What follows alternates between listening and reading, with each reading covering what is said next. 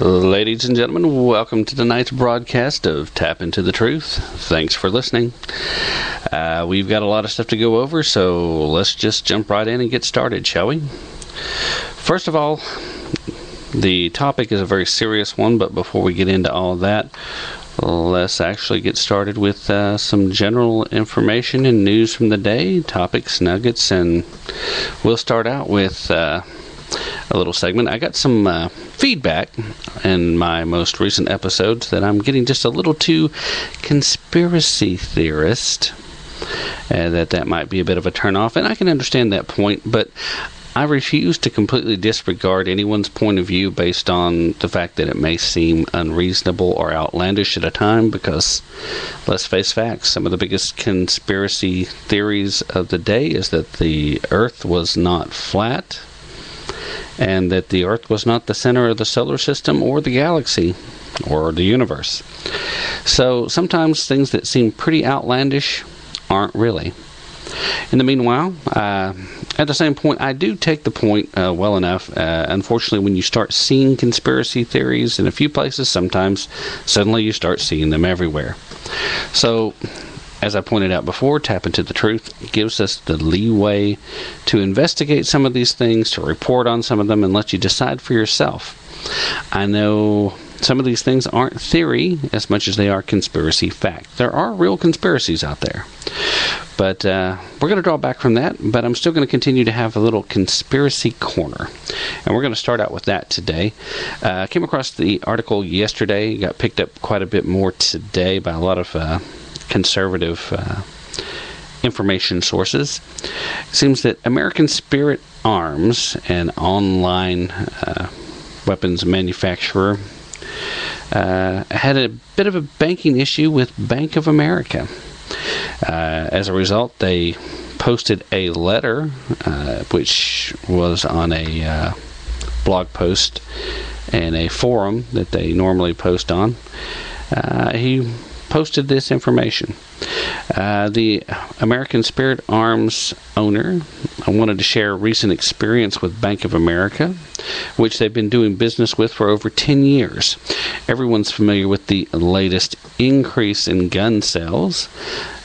Dealers selling out of inventory, manufacturers backlogged for months. Large revenues are generated in the last 2 weeks. American Spirit Arms is no exception to the overwhelming demand. What we have experienced is that our website orders have jumped 500%, causing our e-commerce processing larger deposits to the Bank of America.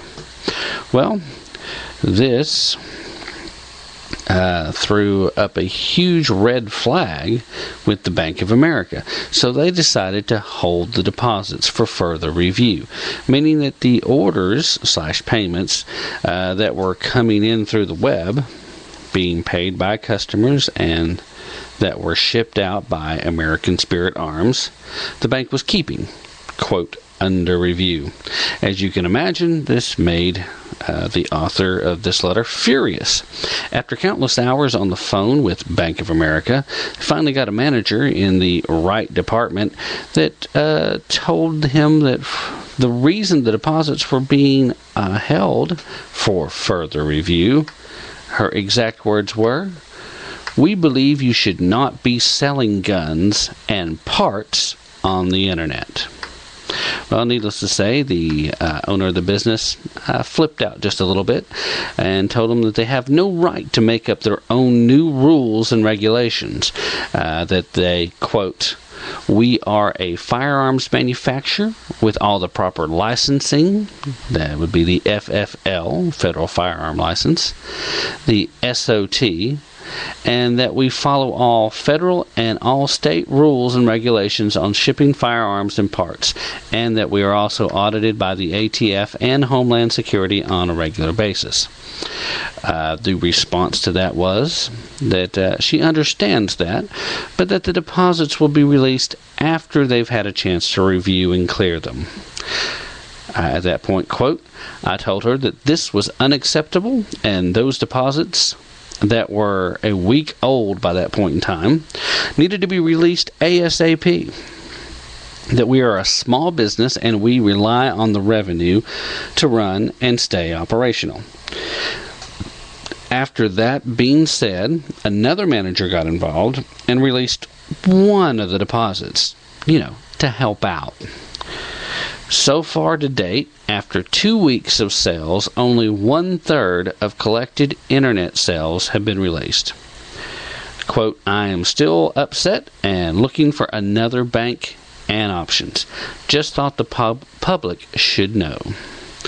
After that, promised to keep everyone posted on any new developments, and even went so far as to post the name, address of the business, and phone and fax number. Again, this is a small company based out of Scottsdale, Arizona.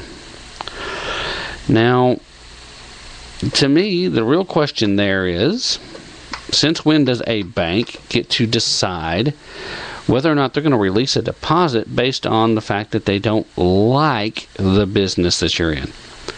The quote, we don't believe you should be selling guns over the internet.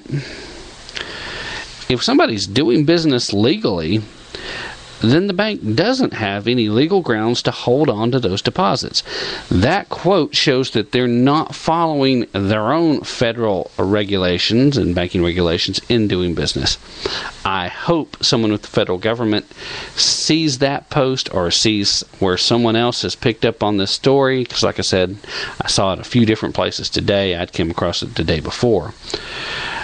Somebody needs to look into that. Also, in the conspiracy corner, the Department of Homeland Security has placed new orders. They've bought 200,000 more hollow point bullets. What's kind of odd about this is that while the occupiers' administration set out to eviscerate gun rights of American citizens, they also announced quietly that the Department of Homeland Security has awarded a company a contract worth over $45,000 taxpayer dollars to provide the DHS with 200,000 more rounds. Now, this new purchase adds to the staggering figure of 1.6 billion rounds of ammunition already secured by DHS over the last 9 months alone. A solicitation originally posted on fedbizops.gov, that's a website where the federal government is supposed to notify companies of upcoming contracts. This solicitation originated in a post on December 17th on behalf of DHS, Federal Law Enforcement Training Center, and it advertised the need for 200 cases of a 1340 caliber 180 grain jacketed hollow point bullets, with each case containing 1,000 rounds to be delivered almost immediately as soon as the contract's awarded. The bullets are to be delivered to a training site in North Charleston, South Carolina, which specializes in maritime law enforcement and port security. Now, the basic and advanced training programs are conducted in concert at this location with the U.S. Coast Guard, the Coast Guard Maritime Law Enforcement Academy, the U.S. Courts Probation and Pre-Trial Services Training Academy. Not real sure how they get involved with that particular location, but the list continues. Also, the Customs and Border Protection Field Operations Academy, and the ever so famous NCIS, Naval Criminal Investigative Services. The winner of the contract was to provide the DHS with the ammunition announced on January the 2nd. The company that won the award was the Evane Group Incorporated, an organization that was formed just 5 days before the announcement of the solicitation. A gentleman by the name of James Smith documents the Evans Group. Seems to be little more than a front organization and doesn't appear to have any real business asset, a genuine physical address, a website, or even a phone number. So anybody who wants to do any follow-up on that, that is spelled EVANE, Evane.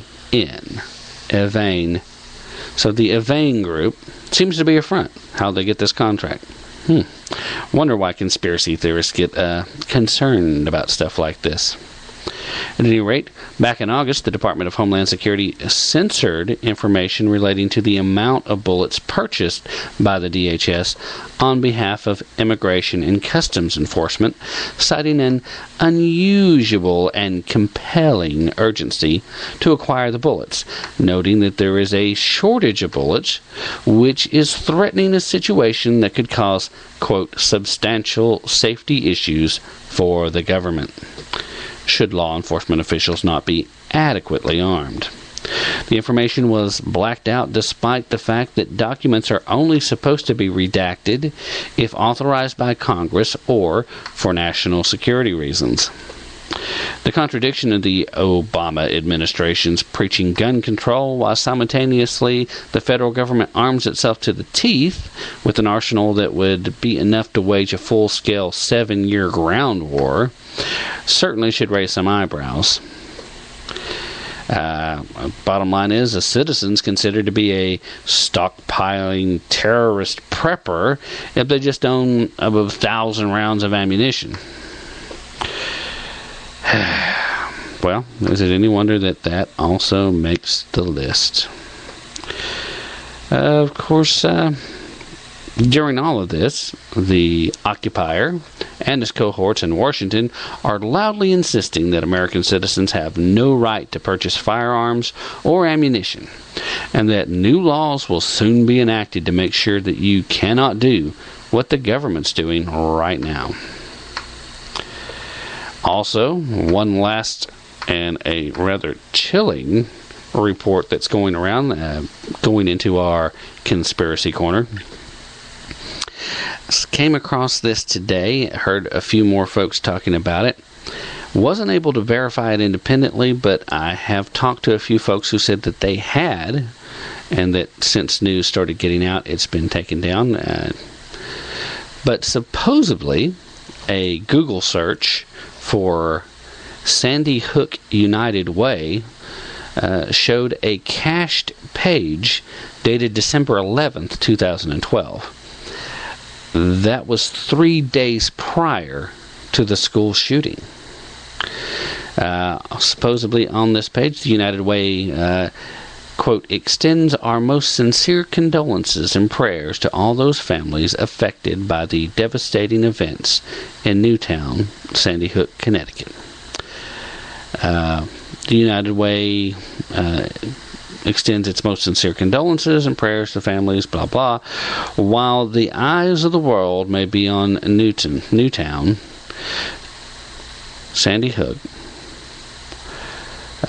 we have several staff, volunteers, and contributors who call Newtown home. We will stand by the community and everyone affected directly and indirectly by this tragic event as we face the days and weeks ahead.